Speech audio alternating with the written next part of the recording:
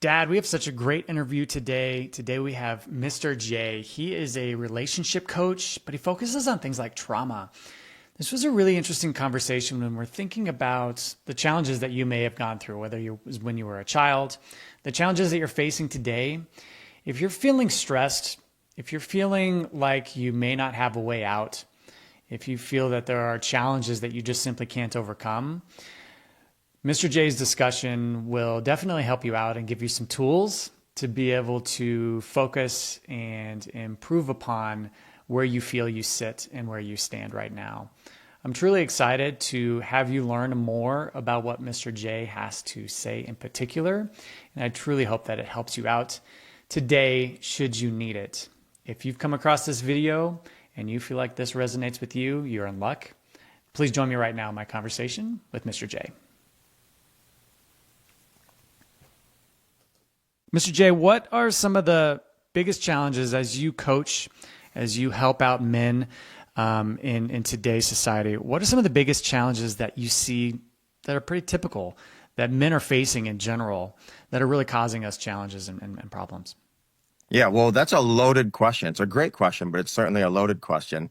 I'm going to be honest with you. I think I'm just going to give you, unfortunately, probably a typical response that you hear a lot is men tend to isolate themselves. We, unfortunately, I think are raised in a society where we have to, quote, man up a lot. And a lot of times that doesn't field an environment of expressions and comfort with vulnerabilities. So I think one of the problems, one of the many challenges with men is really they just really have to get comfortable with being uncomfortable. And what does that mean? That means showing vulnerabilities and reaching out, especially when we need companionship. One of the things I will say a lot of times is, especially when it comes to being a dad, is I think selfishness is good. What do I mean by that? If you do not fill your cup, then you're pouring from an empty cup. And that's where we cause a lot of problems. So we need to be selfish with our self-care, selfish with our needs, because what's in our cup is for us. And what's overflowing out of our cup is for everyone else. You cannot pour from an empty cup. I say all the time, men can be strong and mighty like the Titanic, but once the Titanic went down, who did it save? And so a lot of times we don't get our own needs met, and these are basic needs, and then we flounder, and we can't be there to help anybody else once we flounder. It really is such a challenge. And I talk about this a lot in some of my other videos. My wife, moms out there in general, they have such great support systems. They have Facebook groups, they have workout groups. They're able, and they're more wired, as you kind of alluded to have those relationships with other women and especially other moms in particular to be able to share those feelings and to get those things off their chest. It is lonely being a dad, Mr. J. We wake up every morning, we feel the burden of supporting our household on our shoulders. Oftentimes we feel, some like you alluded to, the sadness, the challenge, the loneliness of doing all those things. And then we go to bed, we wake up and we do it all over again. At the same time, trying to have a good relationship with our wife, with God, with our kiddos. And it can be definitely a significant challenge. So how do we begin to move on and move past that? Yeah. Well, let me just say this. While there may not be as many support groups and resources and systems for men as there are for women, there are a lot of groups out there. I'll just mention a few, like, I don't know if anybody's familiar, like Fatherly or Daddyology or Dad Bod. They offer blogs and articles and communities and stuff. The problem is when you go on those communities, there might be 4 people. There might be at max 11. So I think women are more in general, not only are there more resources for women, don't get me wrong, But the resources that are for men, it's like, nah, I don't want to show my face and be vulnerable. Nah, I don't need that. Nah, this. So I think certainly a lot of the communities could do better. Our resources could do better. But it also takes the man stepping forward to say, this is something I need and deserve. And I think that's a good word to use, deserve, because I think a lot of men, this isn't, a lot of men don't want to feel vulnerable sharing our challenges, our struggles, but to say, this is something I deserve. And even if you can't, depending on where your self-worth, self-love is, if you can't say this and say, this is what my family deserves, is for me to be vulnerable with others so I can bring home the best of me. So yeah, it's not only a matter of resources that need to be more out there, but it's also involvement, and we got to get ourselves more involved. I hope I answered your question. Of course. Yeah. So who are you, Mr. J? Oh Lord. Well, let's see. Who am I? First and foremost, I'm a child of God. I am a dad. I am a spouse. I've been married now. This November will be going on 23 years. Spent a lot of time working on my own trauma as a child. A lot of time working on my own trauma. So I consider myself a work in progress. That's who I am. I'm a work in progress. It's interesting because a lot of times I'm interviewed on these podcasts, and I'll be welcomed or what have you as an expert. And one of the things that I say all the time is, the only thing I'm an expert in is failure. But the good thing is that because I failed so many times, I have a lot of knowledge and wisdom in certain areas, which makes me who I am today. Which actually that got me into what I do as a trauma practitioner is I did not want to take everything I've experienced and learned and went through to my grave. And I figured, you know what, if I can share some of these things with people to maybe even prevent them from having the same mistakes or things I went through, that would be beneficial. And that's one of the things that prompted actually my social media presence, to be honest with you, because it's more specifically even TikTok. I resisted TikTok for the longest time. I didn't realize there was a professional site to TikTok. But a few other coaches, were talking and said, you should really get on TikTok. And so I said, you know what, I'm going to post some videos and see where it goes. Then I kind of went viral a few times, and it was good. I think I'm really helping out a lot of people, and I know that just from obviously some of the feedback that I get. And that's what this is all about. It's learning from your mistakes and helping others not go through some of the pain and suffering that you went through. I went on a tangent there, but I'll stop here. It's fine. It's fine. We always hear, especially as of late, it seems, there's a lot of talk, especially in the therapy community where, all right, you have had your traumas, your childhood traumas, and all of these things shape who you are. It's kind of just a big, amorphous topic, Mr. J, but what does it really mean? And what are some situations and instances where someone can say, yeah, that is me? Or, from my personal example, I had a really good childhood. I have nothing that I can think back on and think, oh, that really scarred me and made me have the challenges that I have now. So I feel like, well, maybe I'm not a candidate for those, but, you mentioned that you had some pretty significant traumas. I would love to hear about those if you're willing to share that. But more generally, how can somebody say, sitting here, you're listening to us right now, yeah, that's me. I should probably tap into that a little bit deeper. Mm-hmm. Well, let me just say this. First of all, if you've had a relatively healthy, safe childhood, unfortunately, I'm going to say you're in the rarities, but that's wonderful. That's wonderful. Wow. That's number one. Number two, I will say this, and certainly I don't want to plant anything that's not there or untrue, but it's not just what we didn't have growing up or what we had. It's things that like, I'm going to give you an example. I talk to a lot of people all the time, and they'll say, "I had a wonderful childhood. My parents worked a lot to give us what we need, and yada yada." And I think that's wonderful. And Lord knows, I think we need to appreciate our parents more in general. Having said that, a lot of times when I'm talking to somebody, I'll get, "Well, my father did work second shift, and I would go outside a lot and play and watch the fathers across the street play with the neighborhood boys, tossing ball back and forth to each other. And I did miss that, and I did miss out on that, and I did. And I'll never be one of those people that dig deep. You had trauma. No, absolutely not. Lord knows, if anything, I don't want people to have trauma. But I also want to make sure that if there are any wounds from anything that was neglected unintentionally, that we make sure that we address those. Because I always say, so much of who we are, the foundation was our childhood. So certainly it's something to take a look at. Now, to answer your question, one of the things that I encourage people to do, regardless of their childhood, is write your younger self a letter. And this will not only, if you have trauma, help to start the healing process of healing that trauma, but also it really informs you of maybe some wounds or trauma that you didn't realize you have.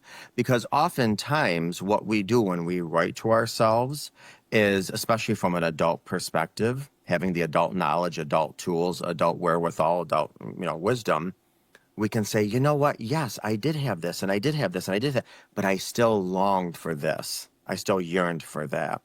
So go back to your childhood and write yourself a letter and say, hey, just want to let you know, I'm just writing you a letter because I'm starting this process of reflection.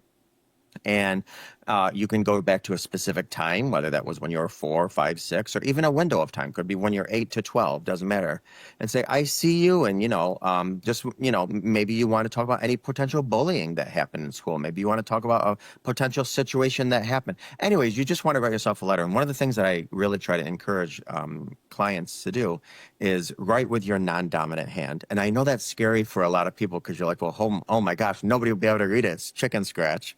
But one of the reasons I say that is because we all present our different faces into the public. So, when we're shopping at a grocery store and the cashier says, "Did you find anything?" "Yes, I did. Thanks for asking." We have filters. When we go up to our parents, we have filters. When we have our kids, spouse, whatever. We have all these filters, and filters a lot of times come from coping mechanisms when we're younger, which if we have time, we'll get into. But one of the things that happens when we write with our non-dominant hand is we don't have any filters that present itself. So then we get real and raw when we write with our non-dominant hand. And keep in mind, if you write yourself a letter, for anyone listening that writes their younger self a letter, this letter is for no one. I mean, it can be for your partner. It could be for your therapist. It could be for whomever. But this letter is for no one. So even if it is chicken scratch, feel free to write with your non-dominant hand. Then put it aside and read it periodically. And see where you are and if there's any growth or what have you. Fantastic. Yeah, it's pretty fascinating when, you look at that. And you mentioned, which is kind of a sad statistic, that I'm a rarity when it comes to at least not having an objective amount of trauma. So it's pretty significant. By and large, it seems, from a statistical perspective, that men, I would assume, do women have a little bit more of that, or is it pretty evenly distributed? Well, I think it differs. It differs just as much. My specialty, the field I work in, is I work with couples on the journey of healing after infidelity, if they're trying to repair and rebuild.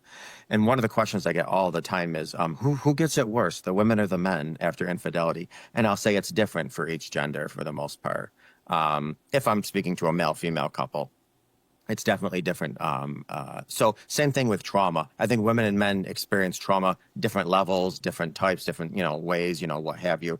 I rarely ever hear from an adult female that when I was crying, my parents said, suck it up.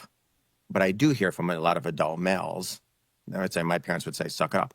Same thing as I don't hear from a lot of my adult males where they were constantly catcalled or groped or touched or what have you. I do hear from a lot of my adult females. They were groped and catcalled. So it's different for when it comes to gender and really everything else, from gender to race to orientation to what have you. Yeah. But yeah, and I'll tell you something. One of the things that I've started doing with my son when he was a little boy is whenever he felt emotions, I would tell him, be a man, be a man. But that wasn't be a man and stop crying. That was be a man and honor your feelings, honor your emotions. And if that means you need to cry, then you need to cry. So be a man. You talk quite a bit about betrayal trauma. One of the things that you primarily focus on. Can you kind of give us an appreciation for that? Well, I can give you the definition, which I'm happy to do, but I'll just give you an analogy. So betrayal trauma is this. I want you to imagine there's a bridge 2 miles above land, and the bridge is about a mile long. And it's a very thin bridge. And under this bridge are volcanoes and earthquakes and fires. This bridge it's hot. It's very hot. As a matter of fact, you're on this bridge and you feel the hot in the soles of your feet. I mean, it's hot. And you have, let's just say, the two things that are most important to you in life. Let's just say your two kids. I have two kids. So I have my son in one hand, my daughter in the other. Okay. And I have to get to safety on the other side of this bridge. Okay. And I have to walk knowing very well if I fall off this bridge, I'm in the eye of an earthquake, the eye of a volcano. It's imminent death. So I go to walk across this bridge, but the smoke is so thick at times I can't see in front of me. So what I'm doing is I am trusting on the person who's in front of me walking. I'm trusting that they're going to get me to the other side safely. And sometimes my eyes are watering and I'm holding on to the two things that mean the most out of me, but I can't see in front of me and I don't want to fall off. So what I do is I reach my hand in front of me and I put it on the shoulder of the person that I trust the most. I trust this person more than I trust myself. And for many people listening, this could be your child, it could be your parent. Usually it's a spouse, significant other, partner. And so you have your hand on this person who's absolutely going to guide you to safety across this bridge. And you're walking, and before you know it, the bridge collapses and you're falling. Your brain is hijacked. You're trying to look around for something to hold on to because you're trying to not only protect yourself, you're trying to protect the two things that mean the most out of you in life. For me, it would be my kids. And I'm looking down and I see this lava coming up from the volcano and I'm falling down. And then I look up and I see my partner, my spouse, my significant other, the person I trusted the most out of my life. They're holding a hammer. They made the bridge collapse. Now you're confused. And then you fall and you die emotionally and mentally, but not physically. That's betrayal trauma.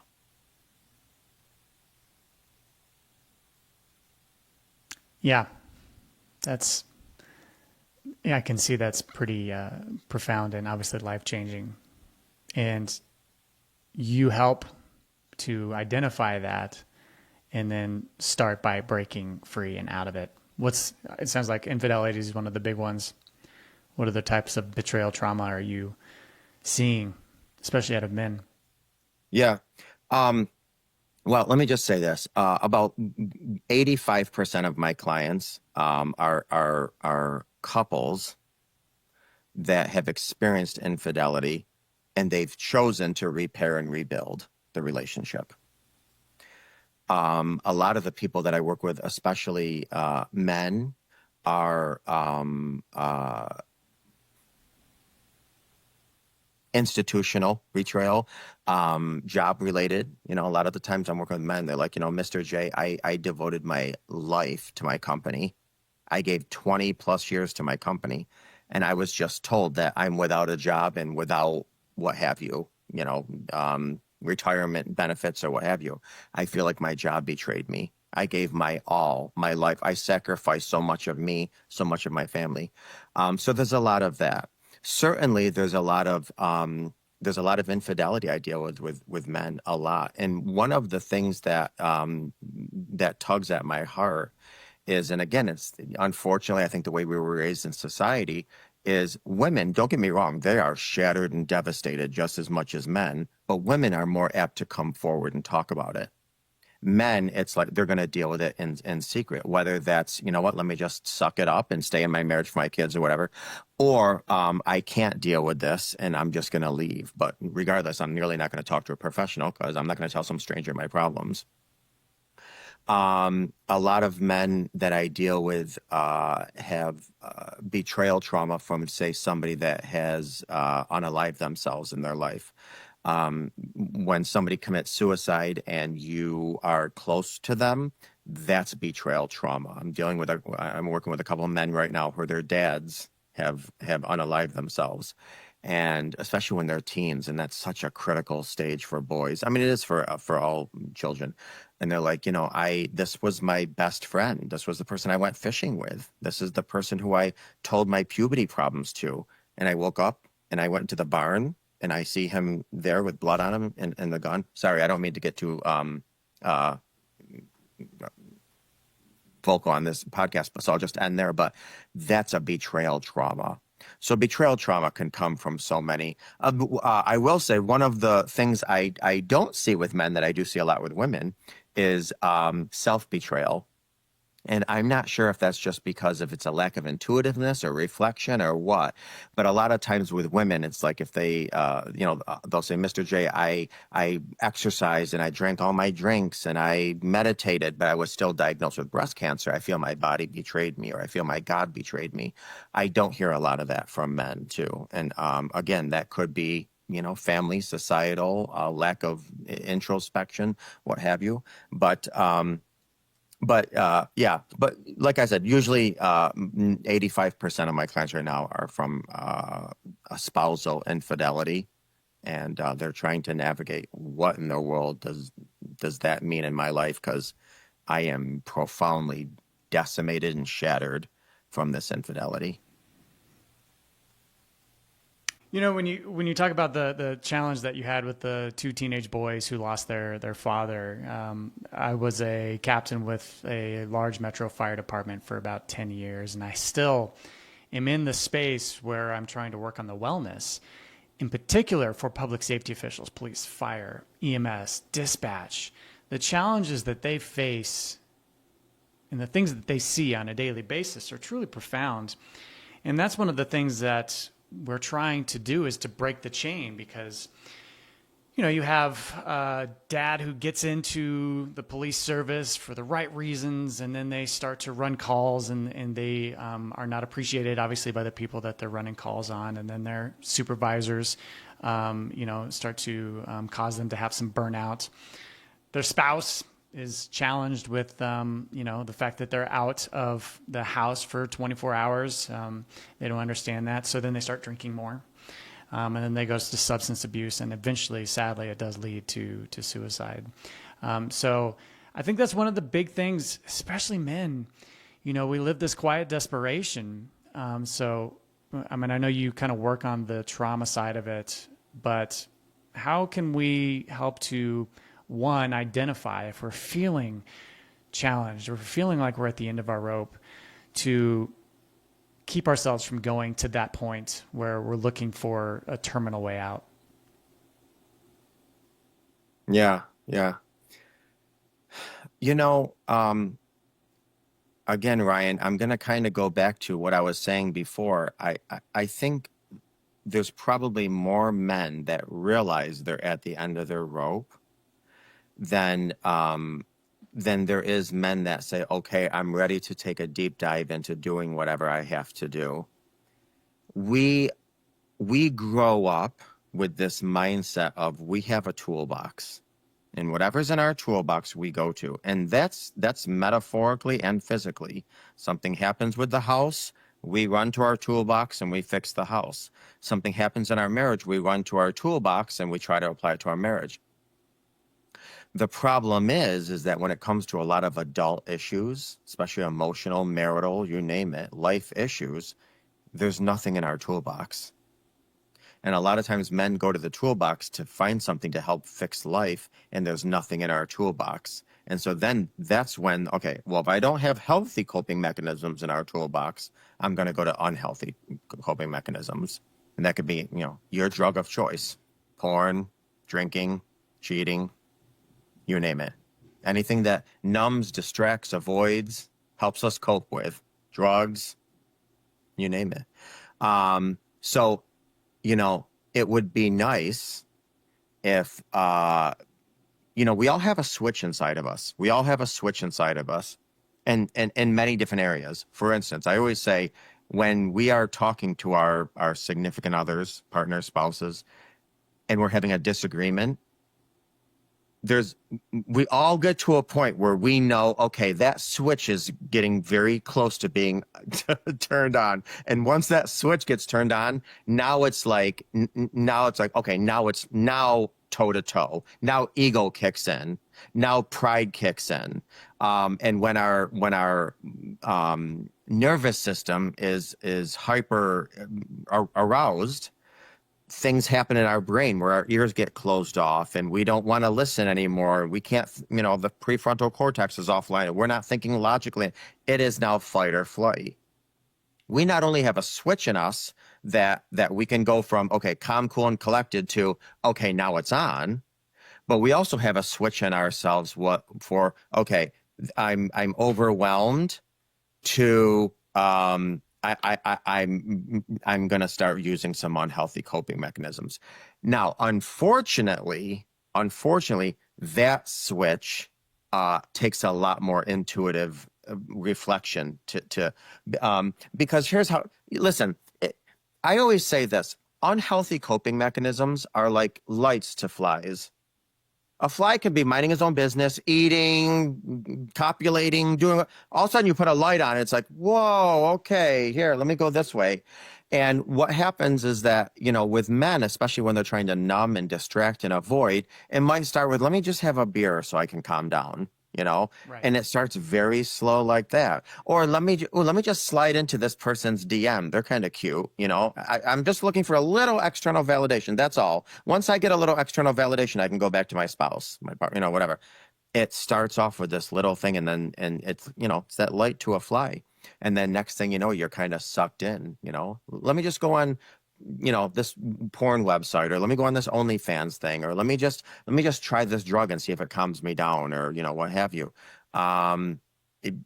So one of the things men really have to do is constantly be in a state of reflection, introspection. What are my needs, and are my coping mechanisms healthy? And if they're not, I really need to put tools in my toolbox that are more healthy. One of the things that I've ventured into basically over the past year and a half, which I never thought I would do, but has been a profound change for me, Mr. J, and I think this is something, as you've alluded to, might be a fix. When you have those challenges, when your coping mechanisms aren't helping, one of the people that you can turn to is Jesus. And to be able to go to church and see where there's more to this world than just the day-to-day. I will make an assumption that you agree with that, but more importantly, can you dive deeper when we have these coping mechanisms that are failing us and we're at least able to see them? How can we come to Jesus and to God to maybe help to alleviate some of that? Yeah. Well, let me just say this. Do I think that faith, religion, and a personal relationship with your creator is by far the best resource that you have at your fingertips? Without question.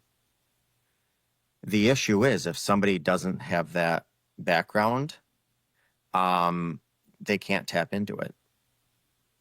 Now, if somebody has that background, but they're coming to me from religious trauma, that's an additional challenge. So I agree with you 100%. That is, listen, I don't care if I'm speaking to another believer. Certainly, you can say whatever you're going through, Jesus probably had it and was tempted on the cross and dealt with it and died for it. And let's look at the word. Let's go back to his life and his walk and his promises without question. The struggle is if somebody doesn't subscribe to that, doesn't understand, doesn't want anything to do with it, or they come to me with religious trauma. The religious leaders in their life growing up have traumatized them by virtue of me even mentioning God, Jesus, religion could be traumatizing to them, unfortunately. So sometimes that's a very thin line to walk. Yeah. Yeah. I mean, that's a whole new challenge, of course. I feel like it's one of those things where I was able to kind of embrace it. You know, as I said, my childhood was great. We didn't go to church though. We never had any need to, you know, quote unquote. We had a values system. We had an ethos as a family, and we knew that we were living life from a moral perspective.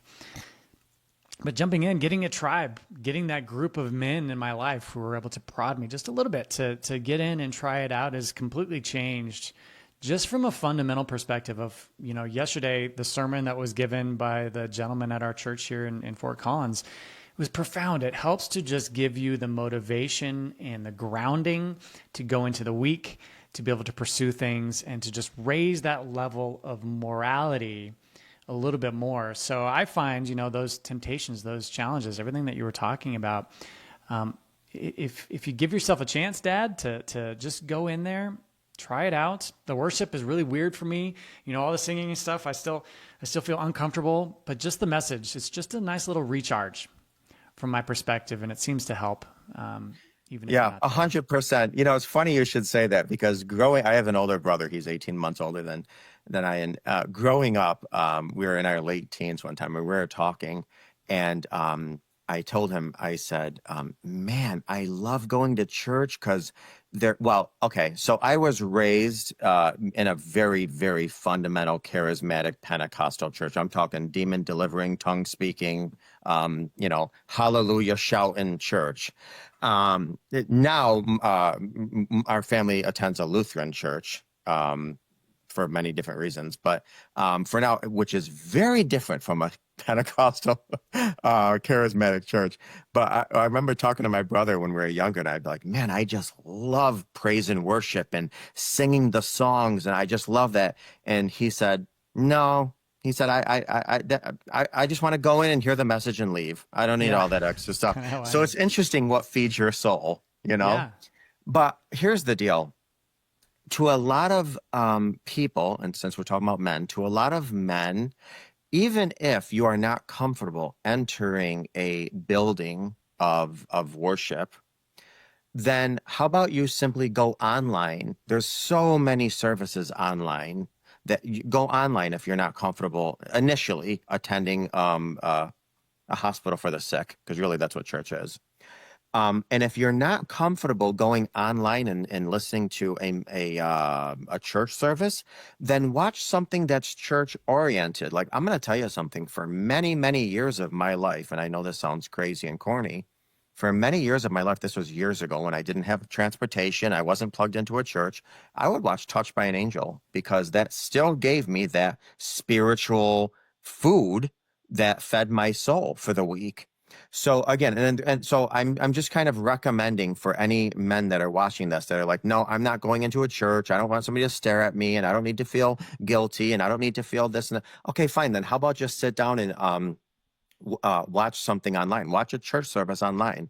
If you don't want to watch a church service online, maybe you're a beginner and you don't understand all this, you know, disciples and all this other stuff. Great, fine, Andy. How about a television show that's godly, you know? And if you don't want to do that, how about you just simply pick up something and read it? Now, I wouldn't necessarily, especially if somebody's brand new, I wouldn't necessarily recommend the Bible only because that could be a hard read for very brand new people, unless you get like a student Bible. But how about just some type of pamphlet about the word or something that breaks it down? So you can start as a baby, you know, drink the milk, whatever. And as you get older, now you have the capacity to start eating some mashed potatoes and eventually some steak, you know?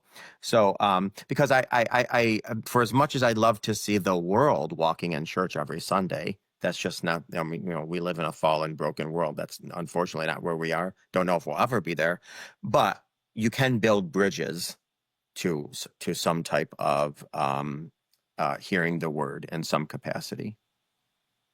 Thank you. Yeah, there's all the different baby steps that one can take, all the way up into the Pentecostal church, right, where you grew up. I think back to one of the points that you mentioned earlier, Mr. J, when you were talking about how kids have these certain challenges and these traumas that they are facing as they're growing up. Now, myself as a dad with 3 kids under 10, how can I identify when either myself or circumstances are starting to create some of those traumas? And what can I do to stop those in their tracks so that they don't manifest and become more of a challenge downstream? Yeah. Again, very good question. Now, one of the challenges I just want to say on its premise is that trauma is not necessarily what happens to us or what we experience. It's how our body responds to it. You can take 10 different people and have them experience the same exact thing. Let's just say a car accident right in front of them. 4 of them can be deeply traumatized. 2 of them can be traumatized, and then the other 3 or 4, whatever that is, can be like, yeah, it's life. And so it's really how our body responds to environmental stimuli or internal stimuli. And one of the things that I mean, for as cheeky as it may sound, is just constant communication with your children, and that is, was there anything today that made you feel unsafe? Did anything happen yesterday that made you feel unsafe? What would make you feel more safe tomorrow? You know, um, Doing our best to stay away from yes and no questions. I never ask my kids how was today in school. Oh, well, that's probably not accurate. If I'm busy and I have nothing else, I might say how was today in school. But I really try to, especially at the dinner table around dinner. What we always do, what's called the sandwich technique. I always ask my all of our family goes around and say, what's one good thing about today, one not so good thing, and another good thing. And obviously with them, it usually includes school. One good thing was, well, usually my kids will say gym. The not so good thing was school lunches. And the other good thing is when the bell rang to go home. But I try to dig a little deeper with my kids, but really just constant communication. One of the things that I think is important also is sharing age appropriate situations with your children. I don't share, I haven't shared a lot of my childhood with my children because it was pretty horrific, but I do share age appropriate things with my children because I want them to know your dad has been through some things, but it's okay. And you're going to be okay. There's nothing to be ashamed of. There's nothing to feel bad about. It has nothing to do with your self-worth, self-love whatsoever. I have no problem, not that I do this often at all, but I have no problem crying in front of my kids. As a matter of fact, my father passed away a few years ago. I cried in front of my kid. I want my kids to know you're human. Just you're going to be a dad. Well, I have a daughter too. But with my son, you're going to be a dad one day, and it's okay to cry. Absolutely healthy to cry. I'm very vulnerable with my son. Again, age appropriate. So I think there's a lot of things that you can do with your children. Just sharing some of your own stories with them, telling them age appropriate, things about yourself, making sure that you share your vulnerabilities. And then if you ever at a point, because I lose it at times, especially as a dad, is to go back and have a talk and let them know, hey, I lost it, whatever. Because one of these days your children are going to be parents and they have to know it's human to lose it. That's fine. And also one of the things that guides me is when we are raising our children, we're also helping to raise our grandchildren because our kids are going to learn from us.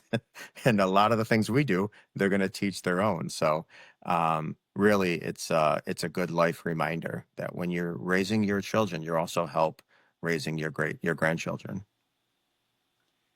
So it's such a good point.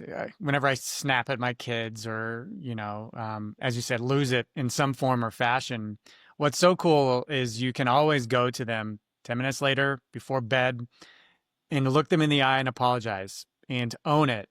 And that's one, you get forgiven immediately because they're so awesome about that. And 2, that's the solidifying lesson for your kiddos. Apologize, own it, move forward, you clear the slate, which is very cool. I've got two more questions for you, Mr. J. Before we get to those important questions, where can people find you, sir?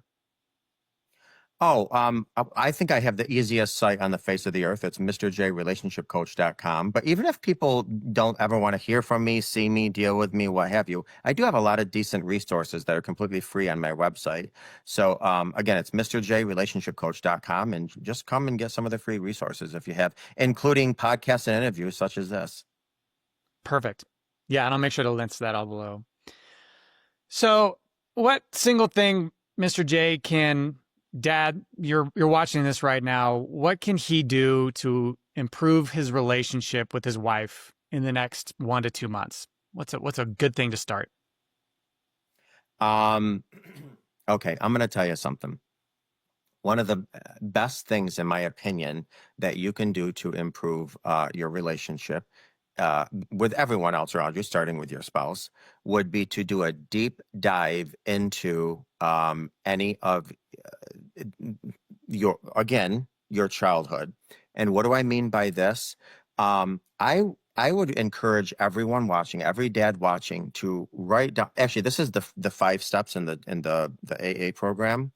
Write down every person in your life who has ever hurt you.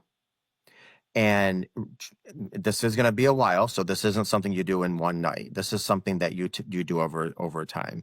But you write down anybody who's ever hurt you. And I hope the very first person that is on that list is yourself. Because I always say a lot of times our own trauma comes from believing in the lies that we told ourselves. So for instance, let's just say you were younger and you came in, you're like, "Hey mom, I want to show you my project in school." And she was like, "Hold on, I'm cooking. I can't see right now." What message did that tell you? That you were a pain in the butt, you were a nuisance, you were always in the way, that you don't deserve to have a voice in the house? Whatever that message was, you need to write down. And then you go back and to each one of these and go through the process of forgiveness. Now, what's important, I will say, is that you must define what forgiveness is to you. Because if you ask 10 different people what forgiveness is, you're going to get 10 different answers. And the most important part of that is you really can't use the word forgive or the words let go. If you choose to use the words forgive or let go, you have to describe the process of doing that. Once you have your definition of forgiveness, apply it to yourself, number one, and then start applying it to all these people on the sheet. What this is going to do is give you such a sense of freedom within yourself that now you have the capacity for your spouse and your children. But a lot of men right now don't have the capacity for much around them because they're holding in all these, this junk and within. Release yourself from that junk so you have the capacity now to take on and attune more to your family. So that would be one of the first things that I would do. It is more of a process and a journey, but boy, it's well worth it. Last question for you, sir. I call this my diamond advice segment. I ask this of all the guests that I have the honor of speaking to. So this is a hypothetical. You've got your 2 kiddos. You've taught them so many lessons already. They're all out of the house, Mr. J, but they've forgotten everything. All the lessons you've taught them, except for one piece of diamond advice. What is that piece of advice you want your kiddos to take with them, sir? I would say that feelings are not facts, and always look at yourself the way that the word tells you to. It's been an honor to have you on, sir. Thank you, Ryan. Truly, truly honor. I am excited to hear more from you and learn more from you. And I hope you have a good day, sir.